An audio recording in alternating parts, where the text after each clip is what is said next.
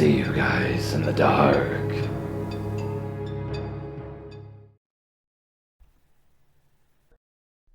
This is the first of many stories about strange experiences at my gym facility. I'm the kind of person who loves science. You can always find a logical explanation for something, even if it's a huge stretch. But no, I'm not joking. These experiences changed me and my team forever. I've been doing gymnastics for about 9 years at this point, and I'm competing level 8 this year. But this story begins about a year and a half ago, in November of 2017. Competition season was rapidly approaching, and plans were being made to move our gym across town before the month was out, so we were working harder than usual in the gym. Our team was burning out, and we really needed to remember why we loved the sport so much.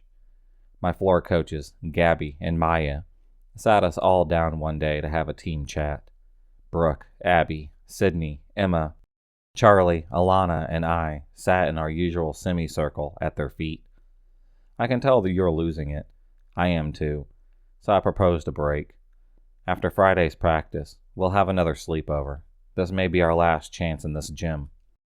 Everyone loved Gabby's proposal. All of our past sleepovers had had some of the funniest experiences at the gym, and they had really brought us closer. This one was to be no exception. My teammates all agreed to bring drinks, games, and of course food. We're going to make this the best sleepover ever, claimed Emma. The day arrives, and we're all itching to get practice over so that we can go party. We listened to Charlie's new song, titled, I Got Two Boobsicles.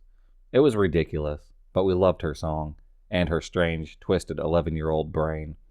It was an average practice filled with laughs in between exercise after exercise. The time finally came for us to stay. First on the agenda, wiffle ball. We split into teams and played our hearts out. As I'm up to bat, I swing and hit. I throw my bat aside. I hear a scream. Brooke is on the ground, hands over her face, looking like she had just seen a ghost. She shook her hands away. Her right eye was bright red. OP, you idiot, she shouted, almost giggling. All I saw was the bat coming at my eye, and then pain. I had hit her with the flying bat. Wiffle ball was almost over after that. And with the softball talents of Gabby and the pure stubbornness of Sydney and myself, we had managed to squeeze in a victory. Next up was just some dancing in our annual ugly dance-off. We all spread out across the floor in front of the tall, vast mirrors we used to practice our routines. That was cut short, because soon after the music had started playing, Elena noticed something was wrong. Guys, she shouted, until one of us decided that maybe she had to say was more important than doing the worm. We shut off the music and turned on the lights. What do you want, Elena? We all questioned. Those haven't been here, have they? No one did that. How could we ever noticed? She asked, her voice slightly shaking. All of us being pretty confused, we stared at her like she was crazy. We thought maybe she was crazy until she slowly raised her hand, pointing to the top of the mirror. There they were, long, thin, white handprints all across the top of the mirror. There were some very large, claw-like ones, upside down, twisted all over the place. Some of them were tiny, almost if it had a baby crawled across the mirror. They too were twisted, upside down, and in no special pattern. It was like I could feel the hands clawing up and down my back, and the chills sent me to the ground. We were all floored, staring in horror and awe. Did one of you pull that? Come on, don't scare us. This is total bullshit, I said. I knew in my heart that it wasn't any of them, but my skepticism prevented me from believing that I was seeing. No, none of us did that, OP. There's no way any one of us could do that without standing on something. Abby has always been like an older sister to me. She was strong and fearless, but now even her voice was high-pitched and quivering with fear. We all sat there almost silently for a few minutes, just processing the image before us. Being tweens and teens, each of us took out our phones and snapped a shot of the prints. In a vain attempt to lighten the mood, Emma said the big one looks like a Sheldon made them. We were too creeped out to fully appreciate her humor, but a lighter mood came over us like a blanket. The little ones are definitely a little girl, like the girls in The Shining, Charlie had remarked. I dubbed her Lucy, but that wasn't quite right. Sydney suggested Lucille. Something about that sent a chill up my neck. Lucille, repeated Maya, and I could tell that she too had felt what I had. I can't look at them anymore. Let's get rid of them, Brooke suggested. This kind of paranormal activity affected her the most. She had always believed in ghosts, and grew up in an old house with many experiences that I chalked up to coincidence, or some other phenomenon. Now, I wasn't so sure about that. Gabby and Maya grabbed the cleaning supplies, and a couple of step ladders. Soon the mirrors looked as if no hands had ever touched them. Scared, but determined to keep up with the fun of the sleepover, we decided to play blankie, hide-and-go-seek, but in the nearly pitch black of the gym at night. The only light coming in was the dim beams of occasional headlights on the road outside streaming through the dusty garage door windows. Rounds went by, and my spots were legendary. I've always been great at finding tight spaces and corners no sane person would think to check. The round, when it happened, was no exception. Gabby, Maya, and Abby were grouped together to be the seekers. They retreated to the lobby to count as we scrambled in the darkness to find a good spot. I chose to hide in the darkest corner of the preschool area, under a small and colorful beam, and covered up by a thin mat. I made sure I had a peephole. Everyone else scattered and hid, and after all the noise of moving mats had died down, I swore that I heard a faint noise. I heard it again, but this time it was almost in my ear. I heard my name. The voice, it sounded like a hissing snake. Although the seekers were still counting, I felt that I couldn't be loud, even though the voice had sounded so close to me. I thought it was Emma calling out for me right at the edge of the floor, just 15 feet away from me. I whispered back, "What do you want?" at the lowest volume I could, just enough so that I thought that she could hear me. I only whispered it once, and there was no response. I never could call out again, because at that exact moment, the seekers emerged from the lobby into the waiting darkness. I watched through my peephole as they went straight to the trampoline area, talking a little bit, but still scared. After all, it was dark, and we never had the best feeling about the gym at night. Tonight particularly, I had a worse feeling than any other time we had ever slept over. I watched the seekers' figures moving from the trampoline area to the vaults, then slowly walking down the runway. My spying was interrupted by a figure in the corner of my vision. There was at least one human-like shape slowly making its way across the floor towards the vault runways where Gabby, Maya, and Abby were still sneaking along. As I was a little mad that Emma was planning to scare the coaches without me, but insistent to remain hidden, I didn't come out. I hid my face for 1 second, and as I ducked into my secret place, I heard a sound. The sound that still sends chills down my spine. It sounded like a herd of animals crawling down the runway at a sprint. The girls had made a plot to scare the coaches without me. I looked out as soon as I heard the noise, and had to cover myself up immediately. Then I looked back out. What I saw still haunts me to this day. It wasn't my teammates out there at all. It was nothing. There was no one there. The sound was reverberating throughout the gym, but all I saw when I looked out was the gym as it was, except the runway had a slightly blacker sheen. Maybe it was the figures. I hadn't looked long enough to tell.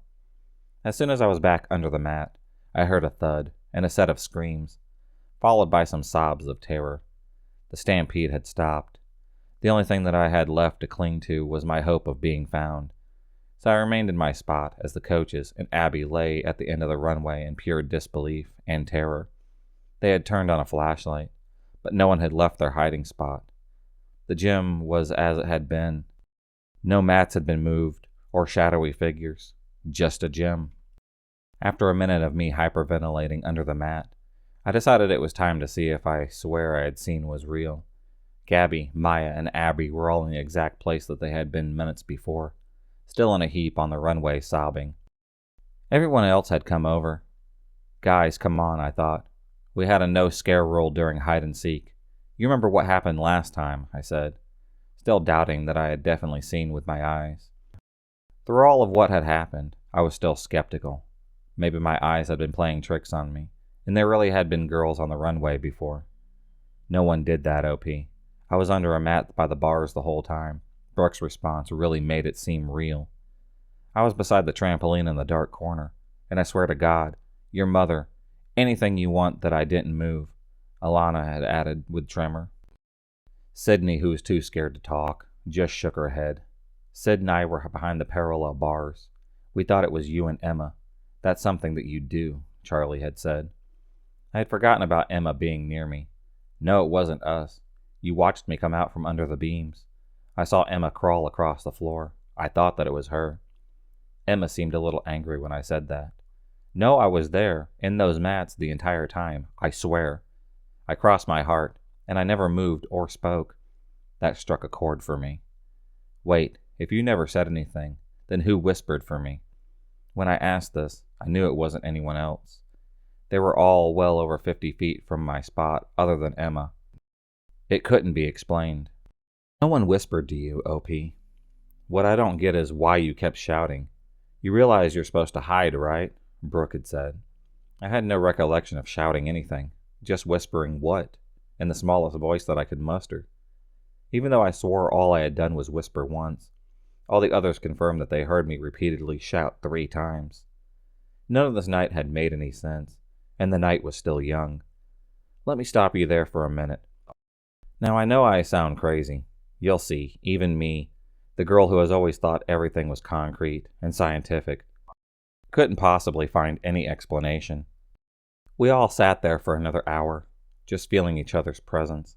No one spoke, but we were comforted by the shared warmth. We thought it had hit us before, but after the reflection, reality was really starting to set in. We all went over, in exact detail, what we had been doing at the time of the event. I started. I was over in the far corner, under the beam and mat, doing nothing. I had a peephole, but wasn't looking out. Naturally, we were suspicious of Charlie and Sid, since they were the closest, hiding just a few feet away from the runway. Charlie claimed that they had stayed hidden behind 2 exercise balls under the parallel bar set. No one was in any state to lie at this point, so we all believed them. Brooke was trapped between 2 fluffy mats, and I couldn't see anything. Then Gabby and Maya collapsed into view. Then Abby on top. They were screaming. I couldn't make it down the runway and back into the spot at the same time it took to turn on a light. Her point being quite valid, was accepted easily. All that was left was Elena, and she hadn't moved, and was far enough away for it to have been nearly impossible for her to be the culprit. That noise, the stampede of hands and feet crawling along dense, carpeted foam, I can't get it out of my head. No human, not even all 6 of us girls hiding, could have made that sound. It was a sound like no other. Familiar, but so outworldly unique, chilling, and terrifying. This event is a natural conclusion, right? Wrong. There's more. The night is young. There's so much more, it can't fit into just one story. So I'll spare you the details of us playing volleyball on the floor for an hour. But be prepared. As I said, the night was young. After our volleyball tournament, Emma and Sydney collapsed with exhaustion on the trampoline. We took a bathroom break, together for the safety. Abby stayed behind. What time is it? Charlie asked. My mom would kill me if it were after midnight. It's 3:33. 3:33? The devil's hour. Of course it had to be 3:33. I'll never forget that time. But that was the time we heard a pounding on the door, followed by a shrill screech. Guys, you need to come out here. They're back. They're back, Abby screamed at us through the locked door. We were in a frenzy, and all of us sprinted out of the bathroom like a pack of dogs were chasing us. When we emerged into the gym, we were hunted by the sight before us. She was right. They were back, but they were impossibly different. But, Gabby, you cleaned them off. It was spotless. They were gone. Charlie stuttered in disbelief. She was saying what all of us were thinking. They had been gone, but had returned, this time in a new, blood-curdling pattern. Handprints.